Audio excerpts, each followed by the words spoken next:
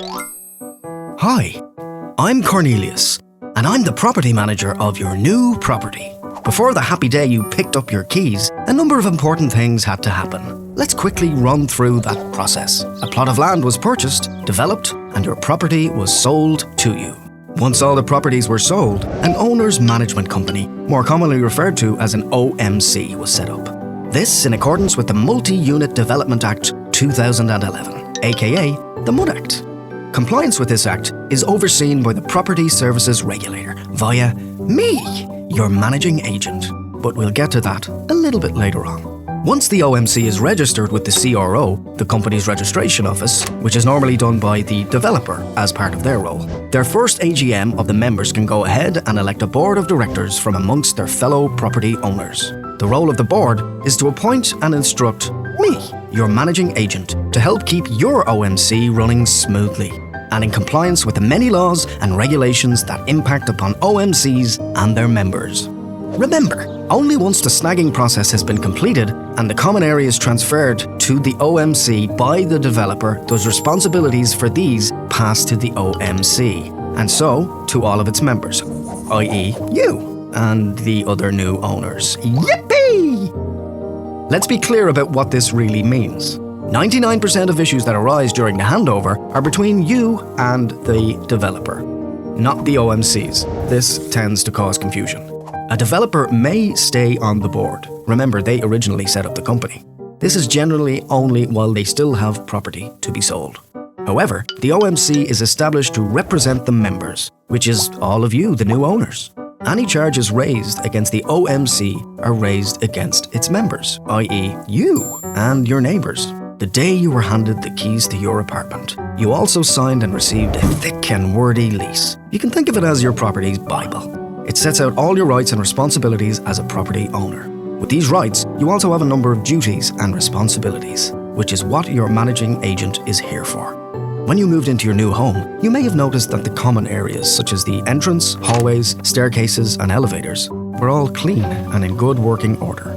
Maintenance of these areas to all owners, according to Irish law, is one of the reasons why you and your fellow owners must form an OMC. This was stipulated in your lease. The OMC is run as a limited company with a board of directors. Each director is elected from a group of owners. Any owners present at the agreed meeting or by proxy should vote for their preferred choice of director, which can, of course, even include yourself.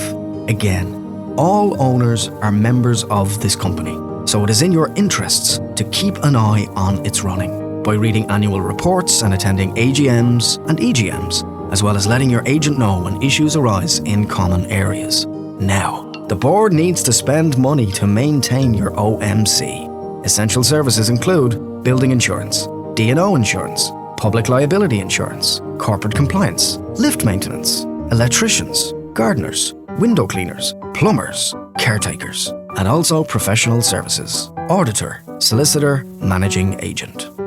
The cost of all these services is what is outlined in the budget, which will be presented for approval at your AGM.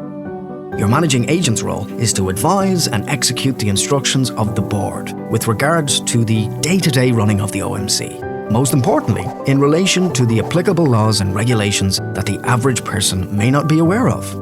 The money to pay for these professional services comes from, you guessed it, you, together with all the other owners in your complex or block, i.e. all the members of the OMC. This fee is called the service charge. How and why this is charged was set out in your lease, the one you signed when you purchased the property. Factors include the area and type of your property. Be warned, the lease also stipulates the consequence for non-payment of service charges. The OMC is obliged to collect a fee from each member. For example, say there are 20 apartments in your block. Each apartment owner or member pays €1,000 to the OMC. This includes those 2 members who have been elected to the board of the OMC. So, there's a total of €20,000 to cover all foreseen expenses and a contingency for some possible unforeseen expenses in the year.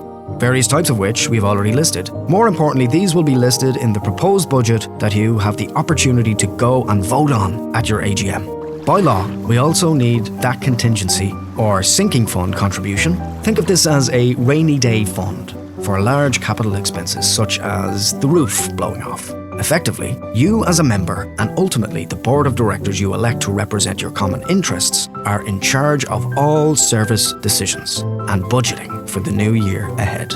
Remember, your managing agent is here to facilitate the OMC's instructions, not to dictate the running of the OMC. This is a common misconception, caused mostly by the fact that I'm the one to correspond between the board and the members. Don't shoot the messenger, please. We hope this short video has helped to clarify your responsibilities as a homeowner and as a member of the OMC.